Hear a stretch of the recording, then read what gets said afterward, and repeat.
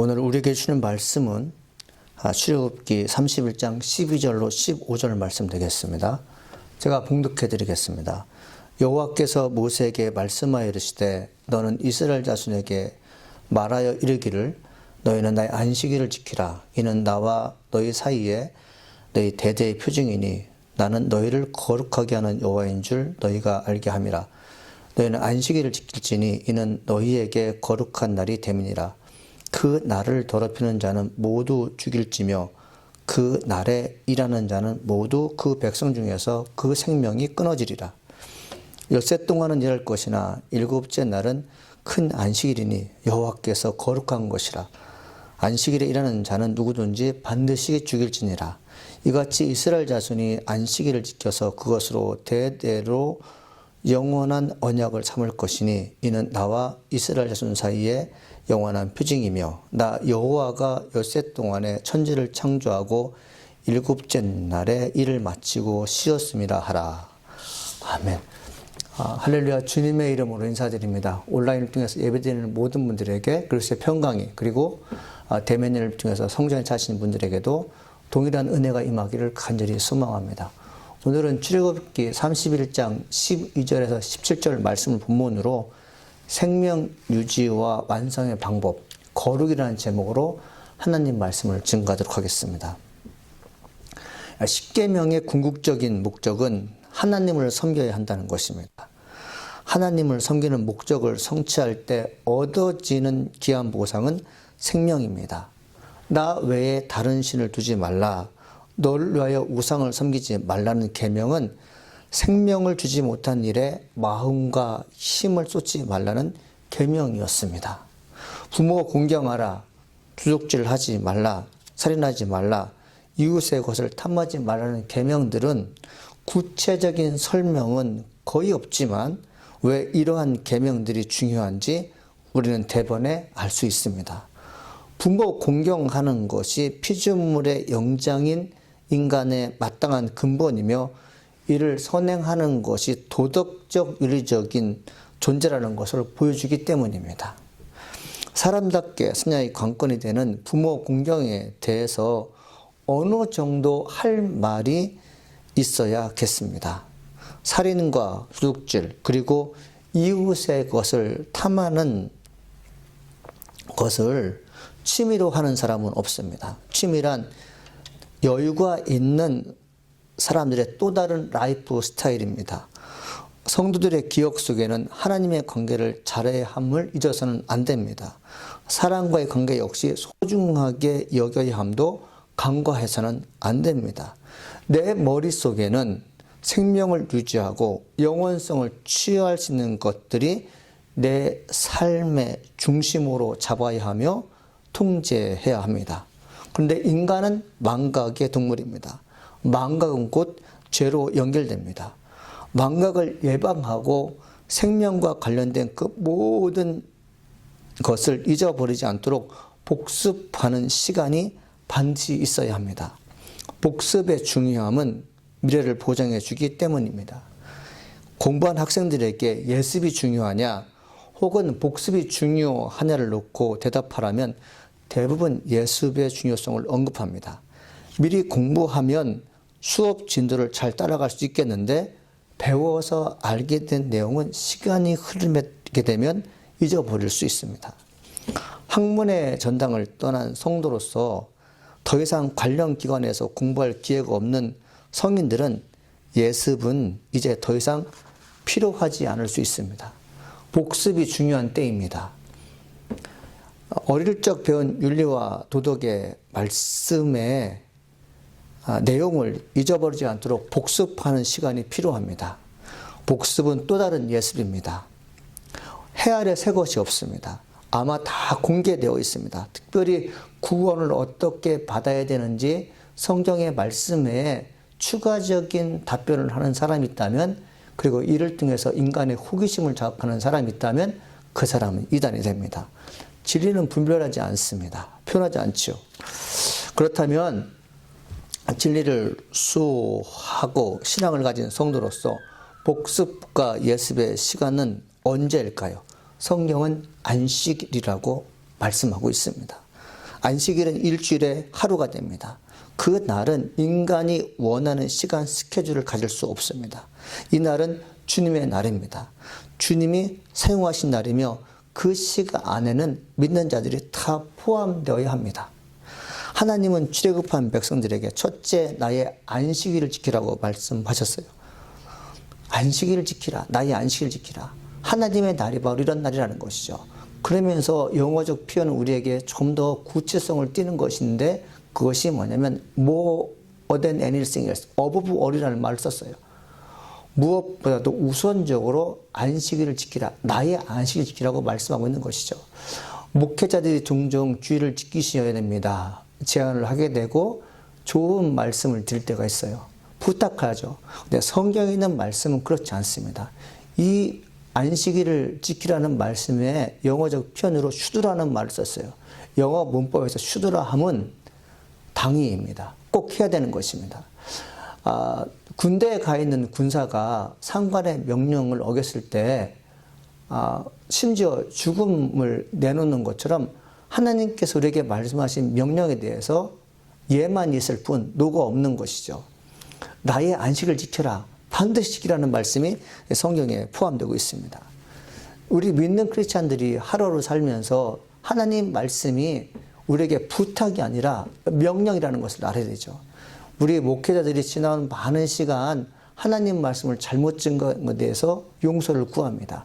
있는 말씀을, 성경에 기록된 말씀을 있는 그대로 증거해야 되는데 가감을 합니다.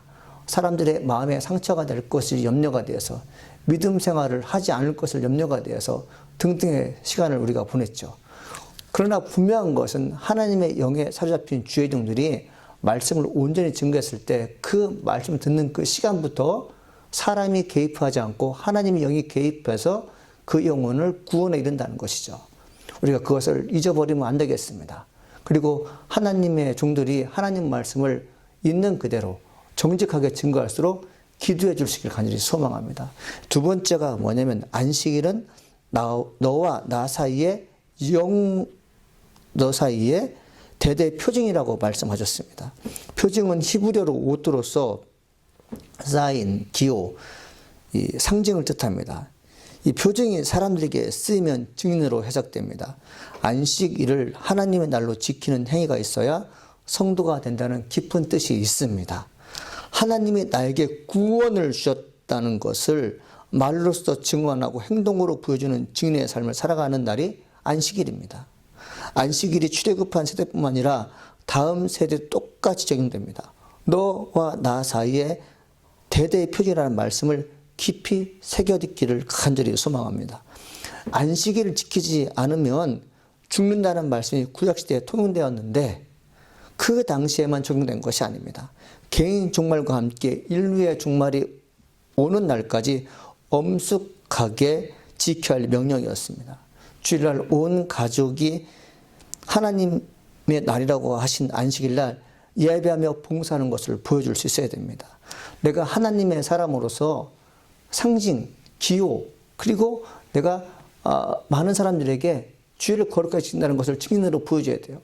우리 아빠, 엄마 되시는 부모님들이 주일날 질병으로 인하여, 그리고 재앙으로 인하여 예배드리지 못할 때 온라인으로 거실에서 TV를 통해서 예배드릴 때 우리 아이들은 우리 아빠가 블루사인이라는 것을 알아요. 신앙적으로 영적으로 블루사인을 갖고 있다는 것을 알아요. 그들이 아이들이 비록 신앙적 성숙이나 성경 지식을 모르지만 우리 아빠가 엄마가 안전하게 예배드리는 모습 봤을 때 그들의 영혼도 블루사인이 되는 것이죠. 만일에 하나님 앞에 예배드리지 않고 자기를 추구하고 여러 가지 세상 유혹에 나 자신을 맡기는 것을 보게 되면 아이들은 우리 아빠가 레드사인이라는 것을 알게 되죠. 이것은 곧 매우 위험한 것이 됩니다.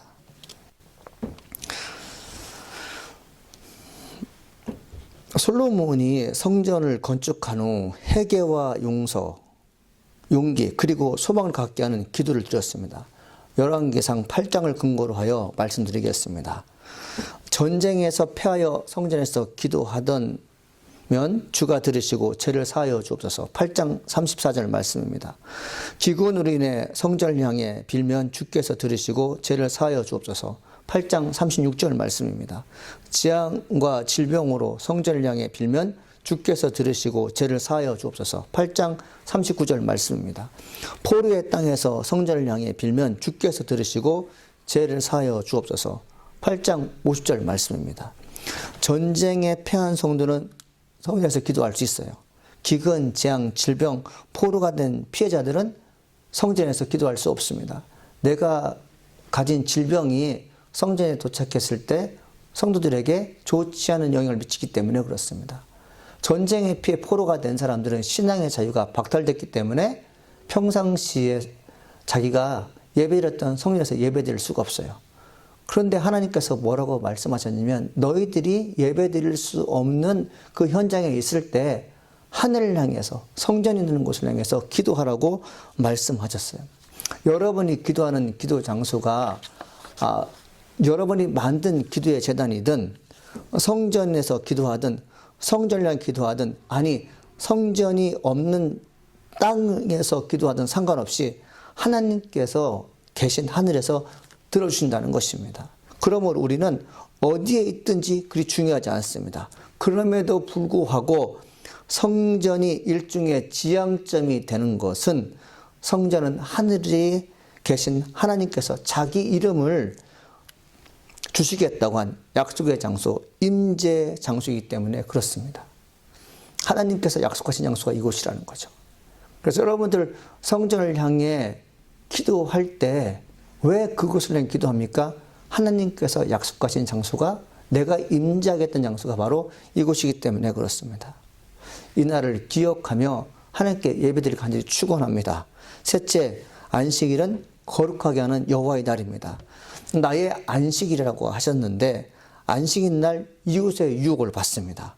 본인 스스로가 안식일 날 무엇을 할지 궁리를 합니다. 마음을 빼앗긴 결과 안식일을 온전히 지키지 못합니다. 마음을 빼앗겠다는 것은 하나님을 사랑하는 것보다 더 중요한 것이 있다는 것이죠. 뿐만 아니라 마음을 빼앗겼을 때 마음을 주는 물건에 물질을 투자합니다. 내가 신경 쓰는 일에 내 마음을 투자하면서 위안과 기쁨을 얻습니다. 기쁨과 위안을 준다고 해서 영원한 생명을 주는 것이 아님에도 불구하고 그렇게 살아가게 됩니다. 하나님께서 안식일을 통해 백성들을 거룩하게 하시겠다는 의중을 알 것 같습니다. 하나님의 영으로 가득한 내 마음에 사단의 세력이 침투할 수 없습니다. 거룩은 영어로 홀리 또는 홀리네스라고 합니다. 이 홀리라는 말, 이 홀리네스라는 말이 사람에게만 해당되는 단어 중에 대표적인 것입니다. 이 단어가 신성으로 또 표현될 수가 있어요. 하나님의 성품이 담겨있는 신성이 있을 때 생명이 보장되는 것입니다. 내가 왜 거룩한 사람으로 살 수 있느냐? 하나님의 마음이, 하나님의 성품이 내 안에 거하기 때문에 그래요. 그래서 인간이지만 신성을 가졌다는 것은 하나님의 마음이 있기 때문에 그러죠. 신성이 있기 때문에 죽은 후에 하나님 나라에 영원히 임하는 것입니다. 두 번째, 성화입니다. sanctification이라고 하죠. 성화는 기독교 신앙에서 사용되는 신학적인 용어인데 성도가 일생을 살면서 그의 신앙적 삶이 거룩하게 되어가는 과정이나 행위를 말합니다. 그것은 하나님의 힘을 통하여 인간이 성결하게 되는 선물입니다. 우리는 여전히 죄의 본성에서 제 습관에서 벗어나지 못합니다. 신앙을 가졌다고 해서 온전히 거룩한 자가 되었다고 할 수 없습니다.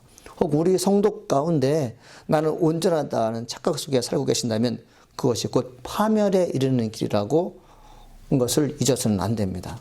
예수를 믿고 난 후 영원한 천국에 이르기 위해 거룩하게 살 수 있도록 배워야 하고 기도해야 하고 예배해야 합니다. 성화는 내 힘으로 할 수 없습니다. 하나님의 힘을 빌어야만 되는 것입니다. 하나님의 힘이 공급되는 시간이 바로 안식일입니다. 하나님께서 안식일 날 성전을 찾는 백성들에게 거룩하게 해주시겠다고 말씀하셨어요. 죄로 인해 불결한 내면을 거룩하게 하시는 역동적인 행위를 하는 날이 바로 주일입니다. 이날은 외면하고도 그리고도 건너뛰고서는 정결된 삶을 살 수 없습니다. 하나님과 성품이 인간의 내면에 남아 있어야 됩니다. 하나님의 힘으로 성화의 과정이 있어야겠습니다. 신성이 망각하고 하나님의 힘 대신 다른 것에 의해 살고자 했을 때 하나님의 재앙이 있었습니다. 이스라엘 백성이 약속의 땅 가나안으로 들어가기 전에 광야 생활을 마무리하면서 최종적으로 진친 곳이 시딤인데, 여기서 바알로, 즉 부올 땅에서 바알신을 섬기는 일이 벌어지게 됩니다. 이스라엘 남자가 부올에 살고 있는 모압 여인들의 유혹을 받아서 부정한 일을 하게 됩니다. 몸이 섞이게 됐죠. 모압 여인들이 이스라엘 남자를 유혹해서는 어디까지 이르게 되냐면 바알신을 섬기게 됩니다. 여호와께서는 그 사건을 보고 대노하셨죠. 하나님이 이방신과 서서 패할 뻔한 그런 사건이 바로 이 사건이었습니다.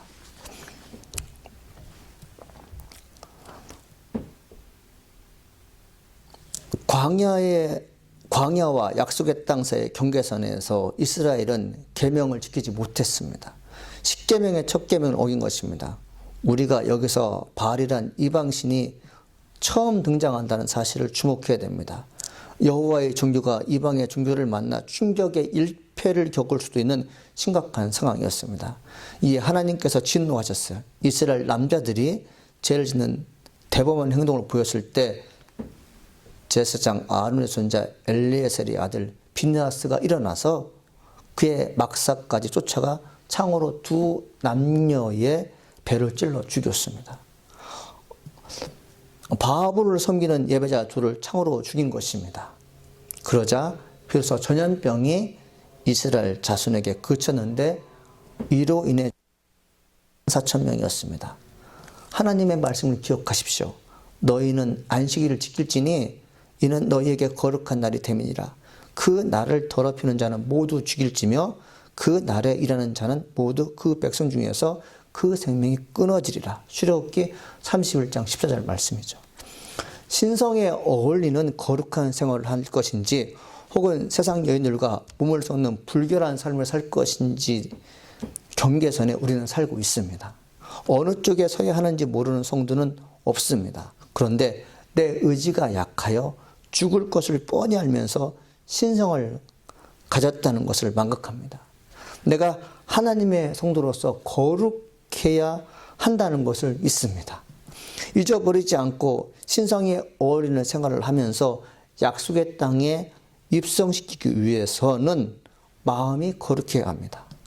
하나님은 백성을 거룩하게 하는 어포인트먼트, 약속의 시간을 정했으니 그날이 바로 오늘 예배드리는 안식일입니다. 사랑하는 성도 여러분, 십계명의 허리가 되는 안식일을 거룩하게 지키십시오. 하나님의 백성들에게 안식일은 더럽혀진 내 영혼을 정결케 하는 날입니다. 이 날은 외부의 유혹에 의해서 더럽혀진 내 영혼을 깨끗하게 하는 날입니다. 그래서 이 날을 집중해야 됩니다. 안식일을 지키는 것을 대대로 영원한 언약으로 삼으라고 한 번 더 강조하셨습니다. 엿새 동안은 일할 것이나 일곱째 되는 날은 큰 안식일이니 여호와께 거룩한 것이라. 안식일에 일하는 자 누구든지 죽일지니라. 이같이 이스라엘 자손이 안식일을 지켜서 그것으로 대대로 영원한 언약을 삼을 것이냐 되어 있어요. 하나님께서 우리에게 말씀하신 것이 무엇입니까? 안식일이 영원한 너희들의 언약이라는 것이죠. 나 때만이 하나님께 예배드리는 시간을 정해서 주일을 지키지 말고 내 후손들까지 영원한 표정이 되라고 주께서 말씀하셨습니다. 환난이나 재앙으로 인해 예배에 어려움이 있을수록 성경의 내용을 정확하게 이해하며 적용할 수 있어야 합니다. 소견으로 오늘날 겪고 있는 재앙과 질병 그리고 예배에 대한 해석을 삼가해야 합니다. 내가 있는 곳이 예배 장소로 적합합니다. 내가 있는 곳에 하나님의 영이 임하는 곳이며 이곳에서 예배 드릴 때 자유가 있습니다. 자기 중심적인 사고에서 벗어나야 됩니다. 성령께서 그런 음성을 주셨다면 수긍할 수 있습니다. 그러나 자기 생활의 만족과 편의를 위해 거짓된 본성을 숨긴 채 입 밖으로 표현하는 말이라면 하나님의 징벌에서 벗어날 수 없습니다.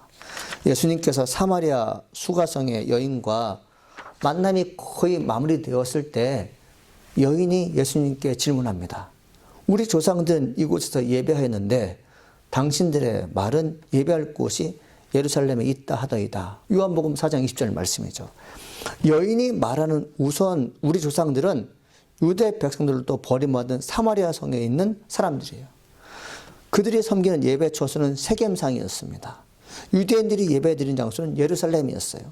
예수님이 보시기에는 세겜산에서 예배드리는 사마리아 사람이나 예루살렘 성전에서 예배드리는 유다 백성들이나 똑같았어요. 어떤 면에 듣겠습니까? 하나님의 영이 임재하지 않음에도 불구하고 하나님께서 음성을 주시지 않음에도 불구하고 형식적이고 외식적인 예배가 시작되면서 스스로가 속은 것이죠. 그리고 자신들이 예배드리는 것이죠. 하나님께서 받을 만한 예배 장소가 아님에도 불구하고 내가 예배드린다는 것을 임의적으로 선포하고 사람들에게 가식적으로 보여주는 결과 진짜 예배드리는 것을 여겼지만 하나님은 그들에게 예배드리지 않는다고 말씀하셨어요. 예수님께서 예루살렘 성전에 오셔서 너희들이 이 만민이 기도하는 곳을 도적의 소굴로 만들었다고 하셨어요. 예배가 영과 진로 예배드리지 않는 것임에도 불구하고 그 사람들은, 유다 사람들은 이곳이 바로 하나님께 예배드리는 곳을 여겼다는 거죠. 자, 여기서 우리가 공감될 것이 있습니다. 깊이 깨달을 것이 있습니다.